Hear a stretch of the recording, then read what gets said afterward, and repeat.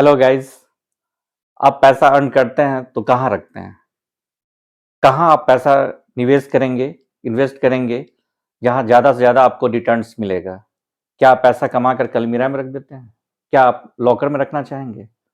अगर आप लॉकर में रखते हैं तो आपका पैसा डिवैल्यूएट कर रहा है। स्वाभाविक है आप पैसा लॉकर में नहीं रखेंगे।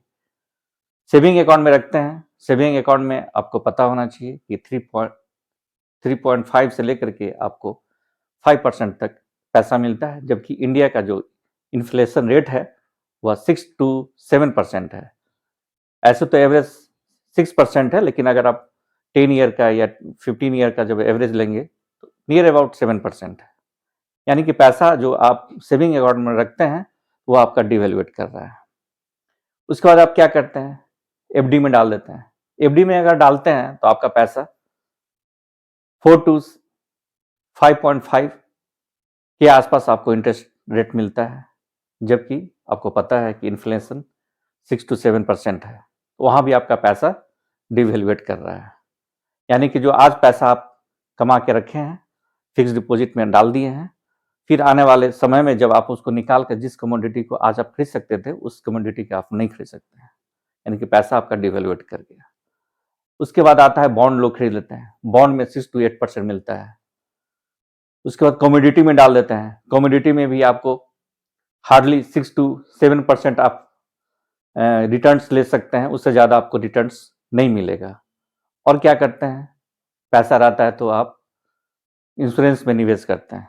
इंश्योरेंस में भी आपको पता होना चाहिए कि 4 टू 6% के ही आसपास आप रिटर्न्स लेते हैं। इंश्योरेंस रखना चाहिए। एजेंट आपको बताते भी हैं कि लाइफ परिवार के लिए यह बहुत ज़रूरी है कि आपका ये इंश्योर्ड रहे। आप नहीं भी रहें तो आपका परिवार सिक्योर रहे, इसके लिए आप इंश्योरेंस कराएं, निश्चित कराएं, लेकिन आप टर्म प्लान लें। टर्म प्लान में आपको कम पैसे में बहुत ज़्यादा कवरेज मिलता है, और ये मान के चलें कि ये हमारे फैमिली की सिक्योरिटी है। इसके बाद आता है कि पीपीएफ अकाउंट भी बहुत ज़रूरी है। इसलिए ज़रूरी है कि कभी कभी इनकम टैक्स से बचने के लिए मुझे इन्वेस्ट करना पड़ता है, तो पीपीएफ अकाउंट से आप इनकम टैक्स में रिबेट ले सकते हैं। 1.5 लाख रुपए तक का रिबेट रहता है, और आपको रिटर्न भी 8% मिलता है। कोई बुरा नहीं है, अच्छा है। इसके बाद आप क्या करते हैं? आप डालते हैं म्यूचुअल फंड में। म्यूचुअल फंड में भी आप दो प्रकार से डालते हैं। एक तो म्यूचुअल फंड लेते हैं, या फिर एसआईपी कर लेते हैं। एसआईपी करते हैं, पर मंथ आपका कट के जा रहा है, ये भी बेहतर है, क्योंकि एसआईपी में आपको 15 टू 16% रिटर्न मिलता है। और म्यूचुअल फंड्स भी लेते हैं तो ये 15 टू 16% का रिटर्न रहता है। लेकिन इसमें भी आप ज़्यादा बेहतर कर सकते हैं। इसके लिए है कि आप पैसा रखें, जब मार्केट बहुत नीचे आता है, जब जब नीचे आता है तो आप टॉप अप कर लें, या म्यूचुअल फंड्स में ही पैसा डालें, तो ये बेहतर परिणाम आपको मिल सकता है।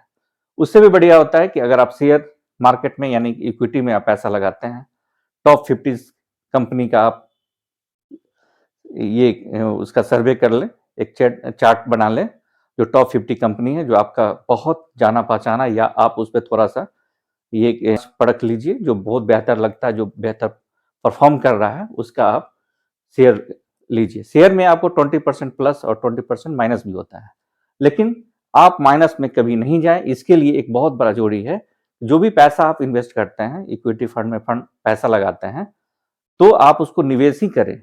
यानी कि प्रॉफिट आता है तो आप उसे बेच करके अगर दूसरे में फिर लगाते हैं तो आपको नुकसान दे सकता है। लेकिन अगर आप लॉन्ग टर्म के लिए आप इन्वेस्ट करते हैं, 8 साल, 10 साल, 15 साल, 20 साल के लिए इन्वेस्ट करते हैं, तो आप दो प्रकार से पैसा कमा सकते हैं।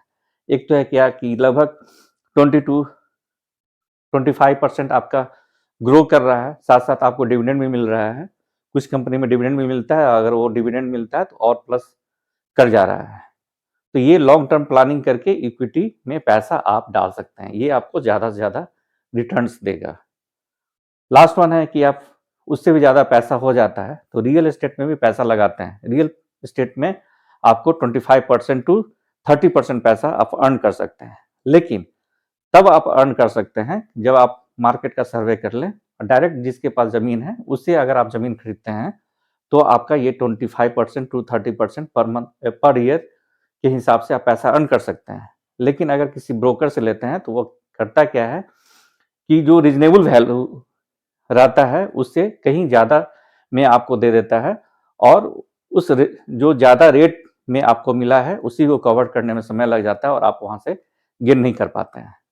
तो रियल एस्टेट में पैसा लगाना भी बहुत हितकर हो सकता है, लेकिन उसके लिए चाहिए पेशेंस और साथ-साथ पूरी क्वेरी के साथ करके और डायरेक्ट जिनके पास वो ज़मीन है उनसे अगर आप लेते हैं या फ्लैट्स में लगाते हैं तो आप अर्न कर सकते हैं। धन्यवाद।